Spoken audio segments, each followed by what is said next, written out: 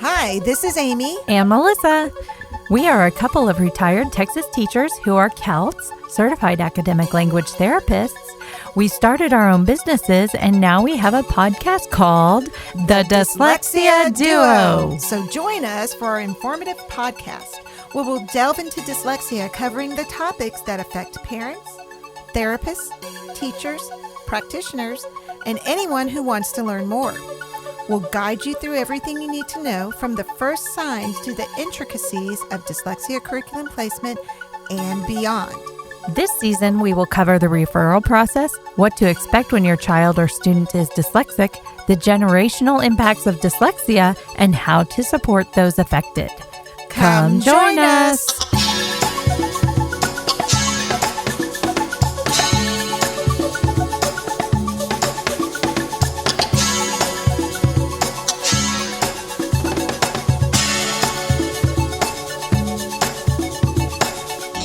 Hey, Melissa. Hey, Amy. So we're here today with a very special guest, and I'm quite excited that she's here. When Melissa was describing, Melissa introduced her a little bit, though, because she's one who found our guest. Yes, so we have had listeners ask us for information about how to help adults with dyslexia. So I have been scouring the internet, looking for people and resources, and there's not a lot out there. So one of the nights that I was up until probably 11 or 12 looking at the internet, I found Miss Natalie Brooks, and I thought, oh my gosh, I really like what she's saying. And I just kept looking at more of her information, and I just fell in love with her message. So I reached out to her through her resources, and here we are sitting with Natalie Brooks. So Natalie, do you want to introduce yourself? Yeah, hello. Thank you so much for having me, ladies. So my name's Natalie, and I have a company called Dyslexia In Adults. So, we really do what it says on the tin. We provide support to dyslexic people, but we focus specifically on adulthood. So it's not kind of what I find with a lot of dyslexic organizations is, they work with kids and adults is on the side, whereas we wanted adults to be the center of the conversation. Very nice. Just as a fascinating idea, because I think a lot of times what I've found with my students' parents, they didn't know they had dyslexia. But then when they get their kids identified, they're like, oh. Absolutely. Yeah, so there's a lot of late diagnosed people, but I think also the challenges don't so much go away, but more evolve as you become into adulthood. And we often are helping people with confidence from past poor educational experiences, or helping people understand their strengths and what career paths they should be going for, alongside, of course, building a toolkit of strategies for your meetings, for managing your to-do list, for dealing with the onslaught of emails, whatever it is. There's lots of dyslexic challenges still in the modern day world, even if technology is kind of day by day helping us. Mm-hmm. You're making me think back to when I went, at least in Texas, when we have our special ed meetings, we call them ARDs, they're ARD meetings. And I can remember when their child would get identified with dyslexia, I would start talking about things that the parents had put, the qualitative items that the parents had put in the report, things that I saw they were doing when they were doing the assessment, all those qualitative observational pieces. And the parents were like, well, that's how I did it. Or when my brother was in school, that's what he used to do. And they're just kind of coming into it going, oh, okay. So because we know it is inherited.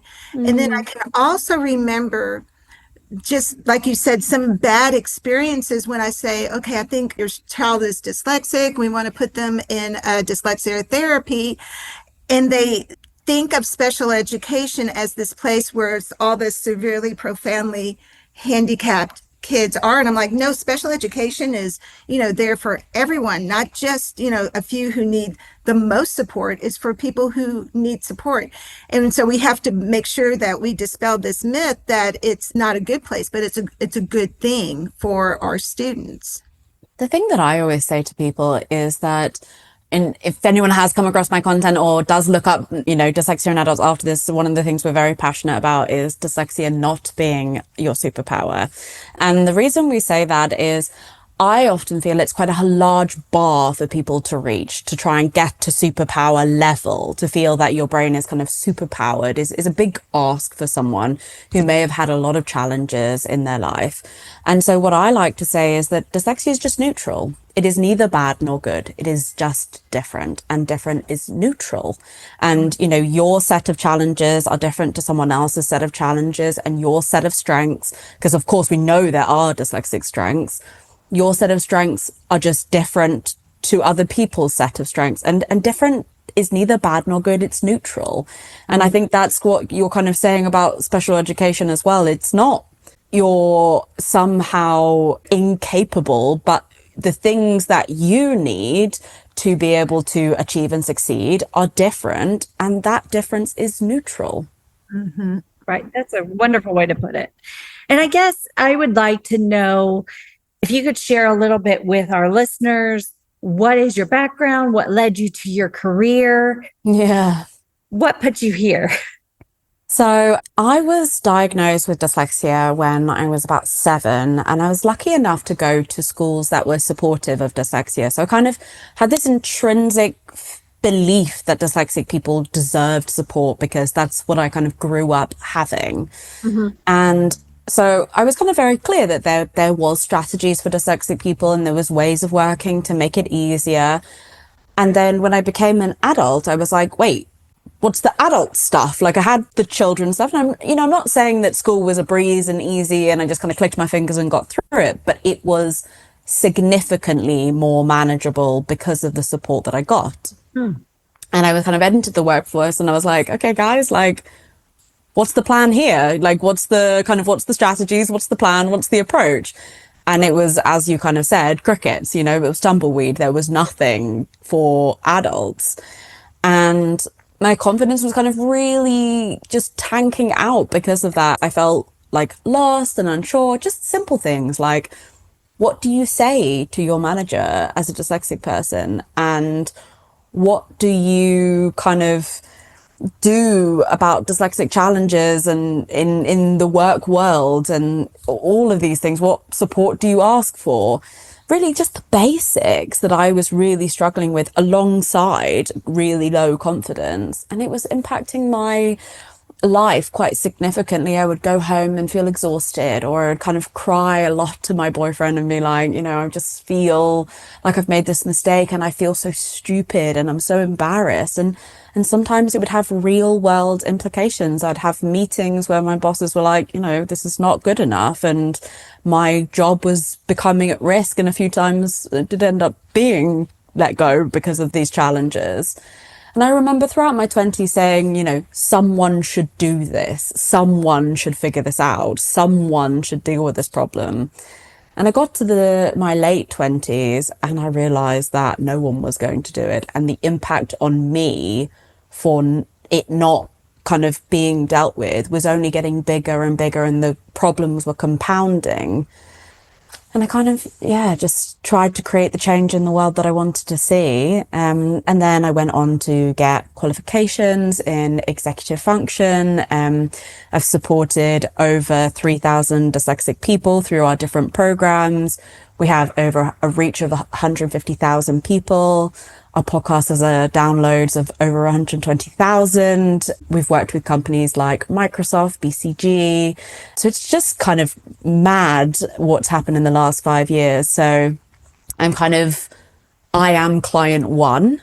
And then I've learned what has worked for me and brought that with qualifications, and then kind of took that and, really snowballed that advice kind of as far and wide as we can possibly make it. Wow. That's so inspiring, and kudos to you, and thank you for making such a difference in the world, in a place that seems still kind of empty, but you're doing it. You're doing it for all. I'm trying my best. I'm certainly trying my best. It's wonderful. That's awesome. So Melissa and I primarily work with kids in elementary, maybe some middle and high school kids, and there's different needs across the board, right? So like your elementary kids, we see a lot of, like, especially young elementary, a lot of support needed in phonological awareness and decoding skills. And then as they move into secondary, we see that they need, when I say secondary, I mean like grades 6 through 12. We see that they need support with maybe fluency or comprehension, especially spelling and written composition. That's still a big player. Their needs differ as they go through the different grade levels. What are some of the common characteristics and maybe even some of the similar needs adults with dyslexia might have? Yeah, I find that where people come to me at is, of course, they do have the classic issues of phonological awareness and all of that kind of sentence structure and those kind of things. But that is ever so slightly more taken away by years of experience and kind of the, you know, the simple ways of remembering things, but also spell check, Grammarly, all the kind of classics. So I find that that's not really why someone would come to me. It's kind of like annoying rather than, you know, enough of a problem to kind of really engage with. Where I find that kind of people are meeting me and engaging with me is it's more difficulties in kind of the pace of work. So, you know, what they are asked to do and how long it may take them to understand a new project or kind of get through all of their emails. They're kind of exhausted by the process of all those emails. They can read them fine and they can process them, but what has that taken from them? Or they might find that breaking down their ideas and really communicating them in the speed that is required can be really difficult. So they may be asked a question and ordering and organizing their thoughts feels really difficult in the moment. Or keeping up and processing in meetings with those working memory issues. You know, you're sat in 3-4 hours of back-to-back meetings and your working memory is just shot. And then, you know, you're asked to kind of write notes in the last meeting of the day and you just think to yourself, oh no.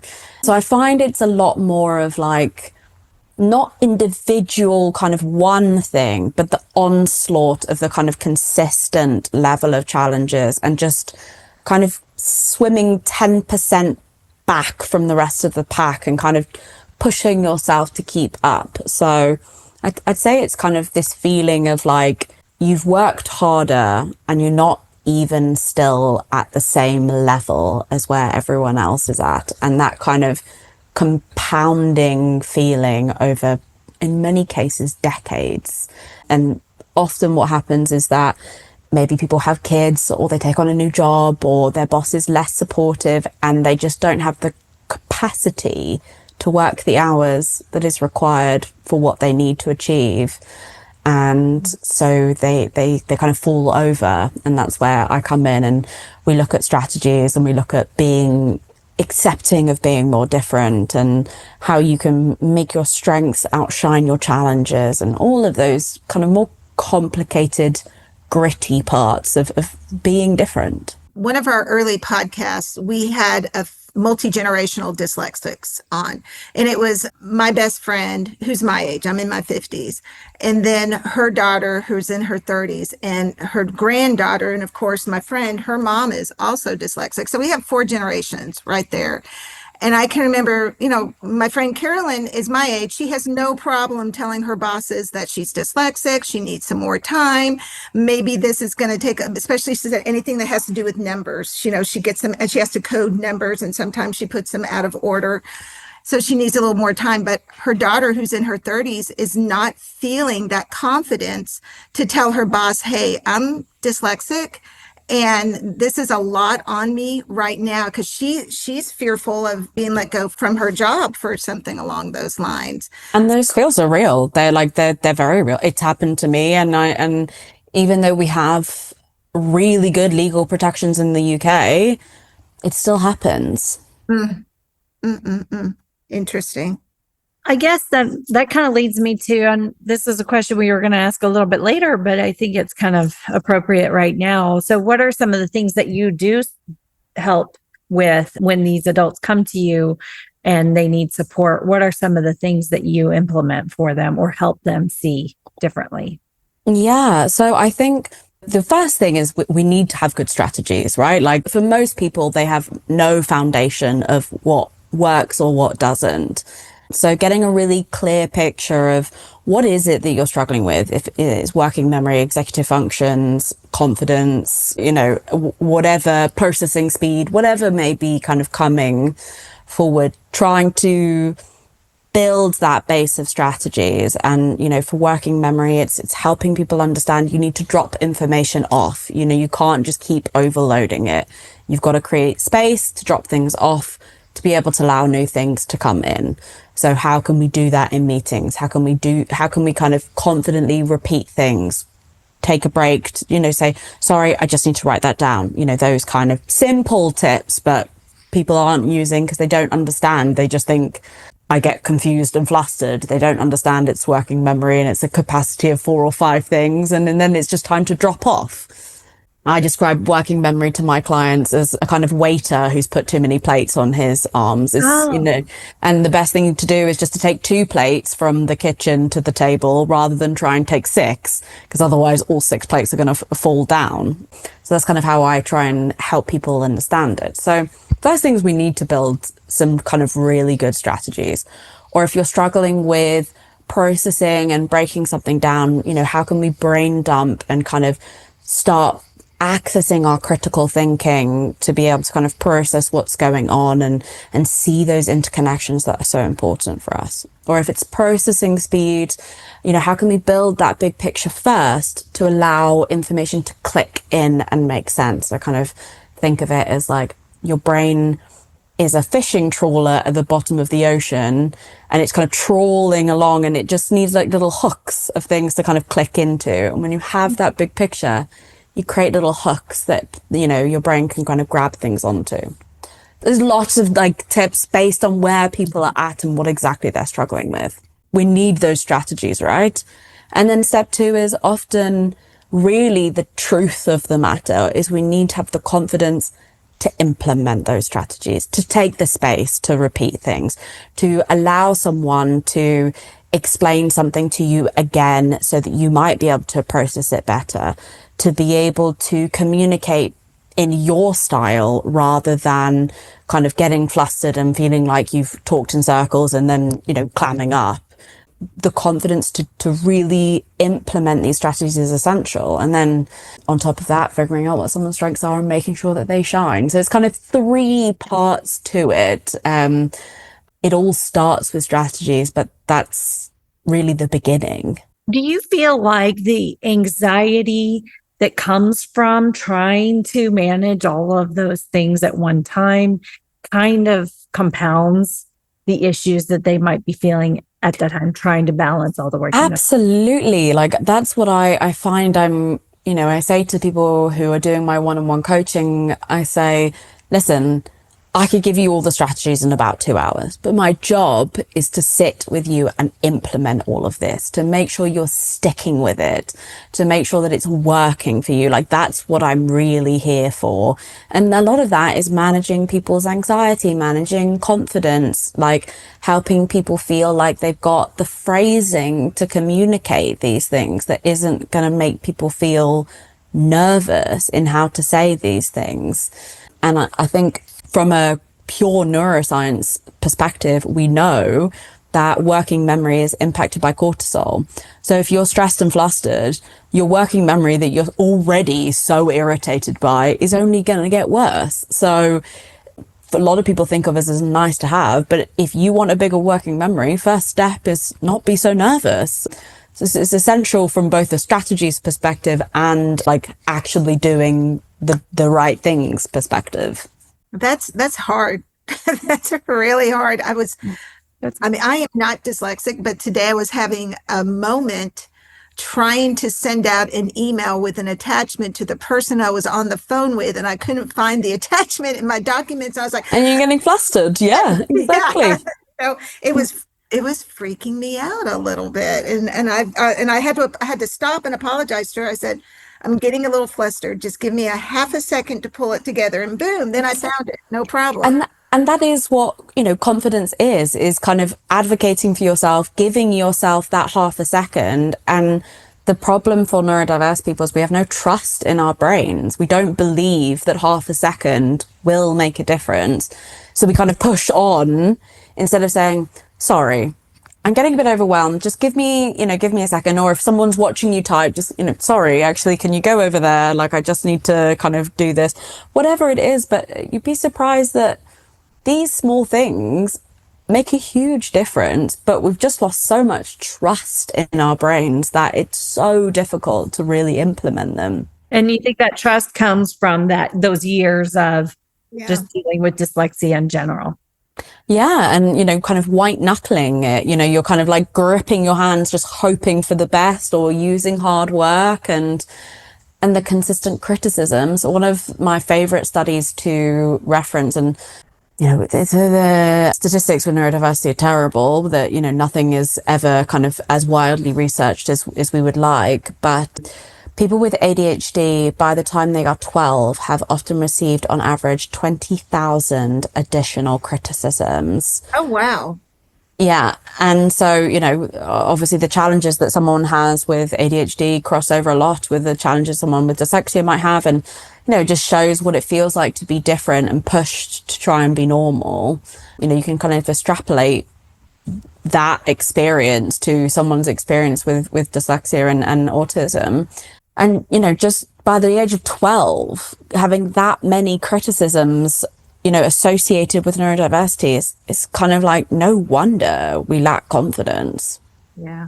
Oh, yeah. When you've had a lifetime of that, I can still remember criticisms from my childhood. And I had a good childhood, let me tell you. I really enjoyed it. But any negative comment, I still recall. I can't imagine. Exactly. I mean, I went to a school that specialized in neurodiversity, and my teachers told me not to go to university because I was thick. I mean, and, my parents, tried to do the best. And, so it just shows like what else is, happening to other people. And it's not even like I was in school in the 90s. So like, God help the 70s and 80s and beyond.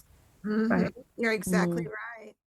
We'll be right back after a word from our sponsors. Hi, this is Melissa with Kids First Dyslexia Services. I am excited to share with you my private practice.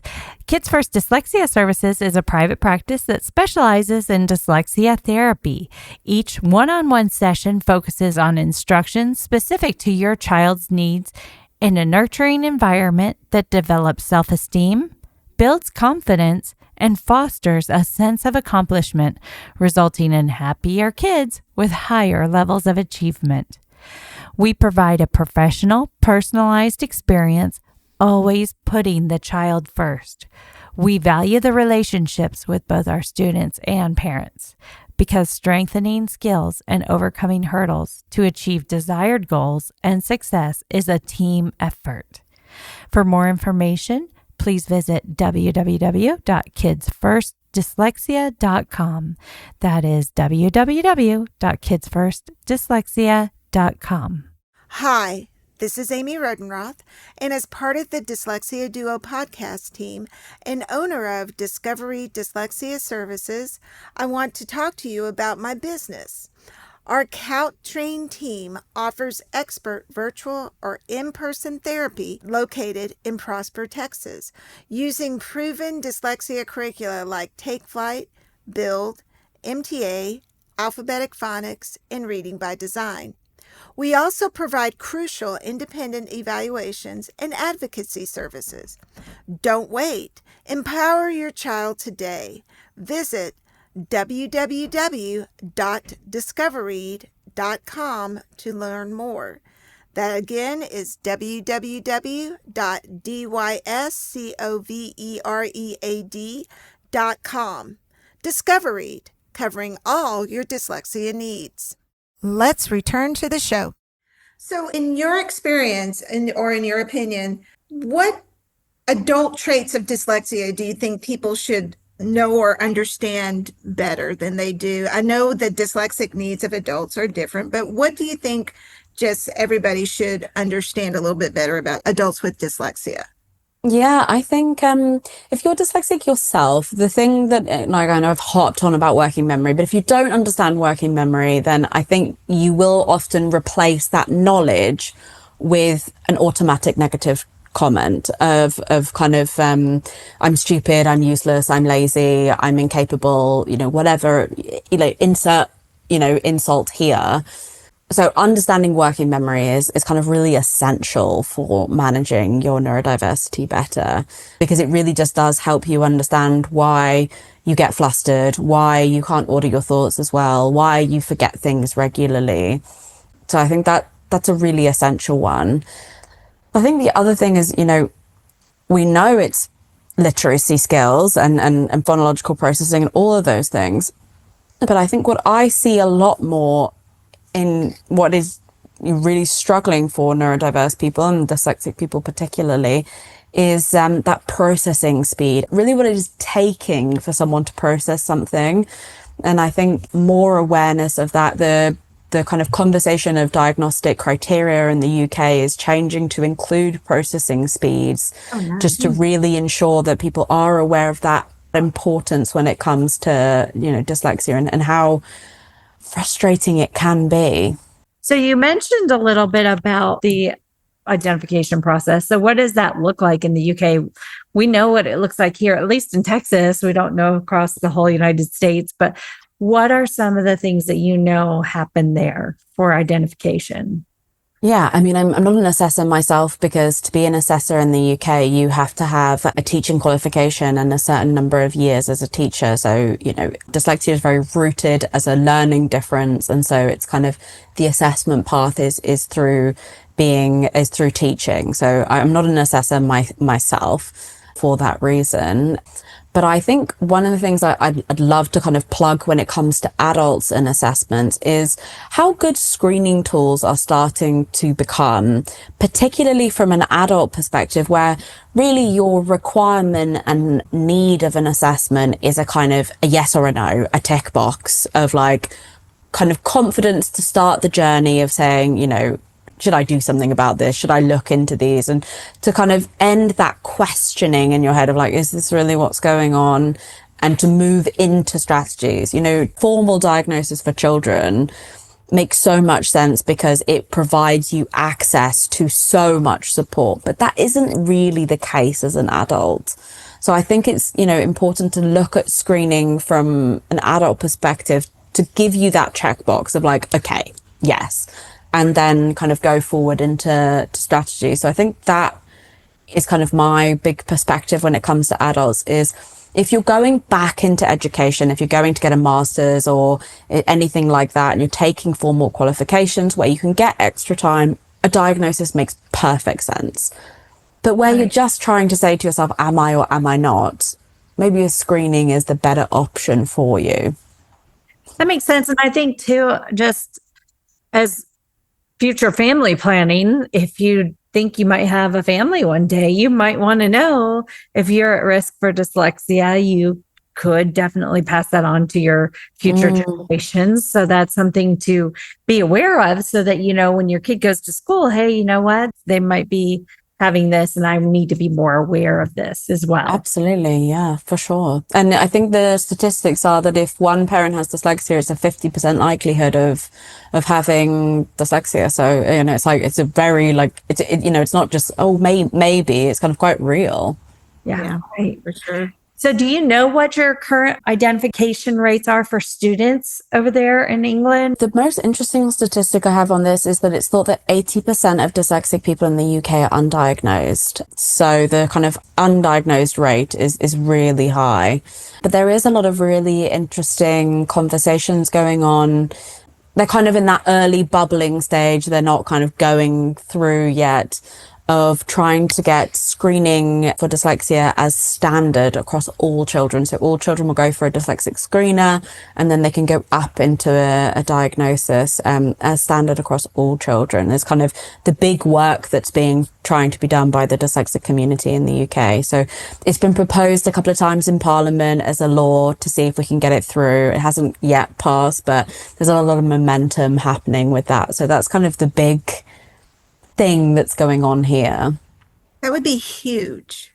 That would be Mm. absolutely huge to have that information early on and kind of get the kids while they're younger so that we know how to work with them and maybe avoid some of that ongoing criticism, or at least eliminate some of it that they might have throughout their life. Yeah, and my perspective is that if we could get dyslexia recognized to its like true reality of how many people are dyslexic, then instead of dyslexia being seen as, you need to go over there, we could instead say, well, this is how we need our education system to be, because we know that whatever helps a dyslexic person actually really benefits everyone else. Lots of Right. people, everyone's got a weak capacity for working memory, especially when you're a child and your kind of executive functions aren't fully online until you're 25. So really, like, why we are teaching the way we are, not just for dyslexic learners, but if we changed the approach, would give so much of a lift to dyslexic learners, but would be valuable across the spectrum. So I think if we had a full grasp of the reality of what is going on in our schools, then maybe a wholesale change would start to feel more sensible. I cannot remember who the researchers are. I think it's Snow and Jewell talking about structured literacy.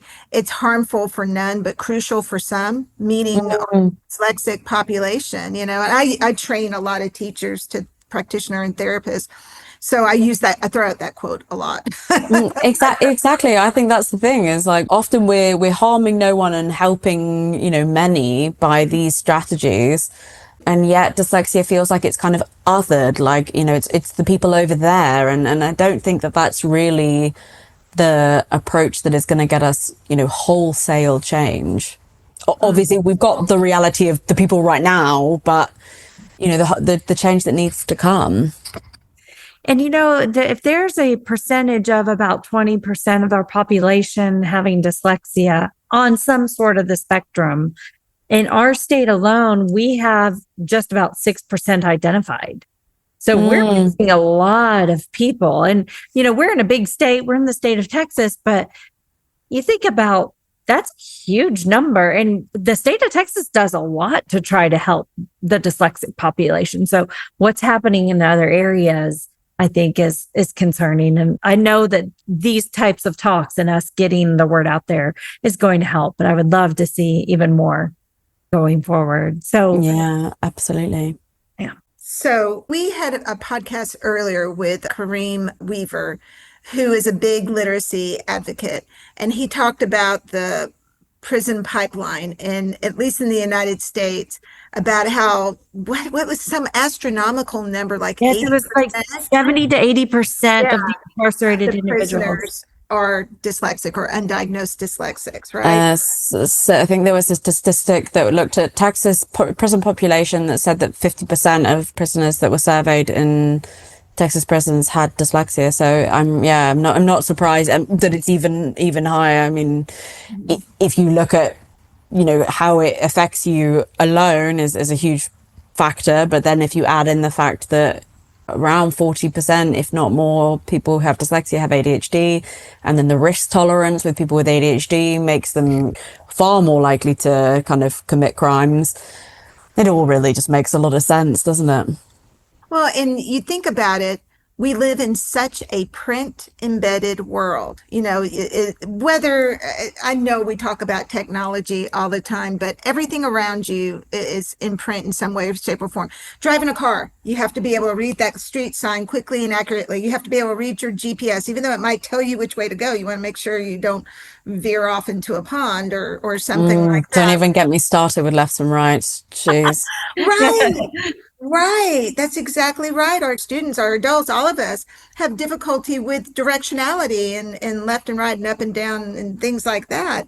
I can't tell you how many people have told me that they've had left and right tattooed onto their hands. Like, I cannot tell you how many people have said that to pass their driving test, they got left and right tattooed onto their hands. Wow. And I've seen it with the little kids, because like I said, we work with a lot of smaller children, and they put the B and the D on their hand so that they have that directionality of the ball and the stick, basically, so they can do it correctly. But left and right, that's interesting. I haven't heard that before. Do you think enough is being done to support our adults, and just not even, we were talking about prison, but let's kind of move away from that. How can we bring support more into our work life? How can we normalize being dyslexic with bosses and managers and things like that? Yeah, I mean, there's a lot of work to be done, right? It's a big task for sure. And as you said, there's not a lot of shoulders carrying the weight of change. And, I'm better qualified to speak about the UK. And I do think we are a, global leader in how we are handling neurodiversity. Now, that doesn't mean that we're doing a great job. It just means we're ahead of the pack. And, we've got some great legal protections, which is really wonderful. We've got some amazing support offers from our government, and we have something called Access to Work, where you can access funding to get assistive technology instead of asking for your employer to pay for it.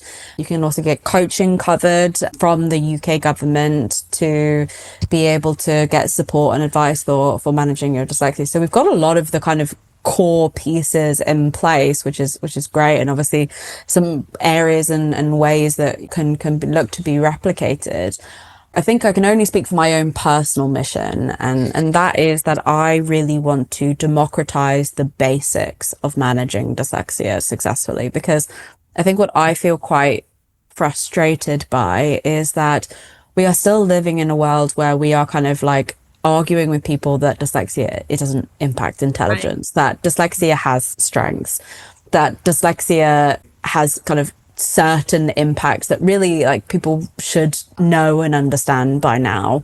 And so I think for me, just trying to kind of pump out as much as possible people getting the real basics, like knowing what working memory is, knowing what executive functions are, understanding what processing speed really means, and kind of helping people just get those kind of standard pieces, or understand that neurodiversity, really plays together. So if you have dyslexia, you really need to think about, do you have ADHD and autism, and the other way around. So my mission is not so much about changing the world, because frankly, that's just a rather large task in itself. My mission is really about helping individuals manage their dyslexia better, and just getting the basics up to speed for everyone. So if that resonates with you, we've got a free guide, we've got a free podcast, we've got free content on on our social medias. So, we are like really doing our best to get the kind of core information out there. Nice. That's amazing. And that's kind of what Melissa and I, with our intent was as well, is we call it, the things that are out there that don't hold up. We call it snake oil, so we're trying not to put the snake oil out there. We're trying to dispel whatever. Absolutely. Yeah. Yeah. And I feel like a podcast or even a video cast is a great way to reach multiple people that I only had like a small little reach. Melissa only had like a small little reach. Mm-hmm. And look at us. We're talking to people in England. I know. This is amazing. This is amazing. This completes part 1 of our interview with Natalie Brooks. Join us next week as we conclude our discussion. The Dyslexia Duo podcast hosts are Amy Rodenroth, Melissa Dean.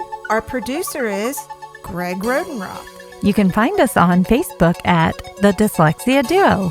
Email us any questions or comments at thedyslexiaduo@gmail.com. Awareness is so important.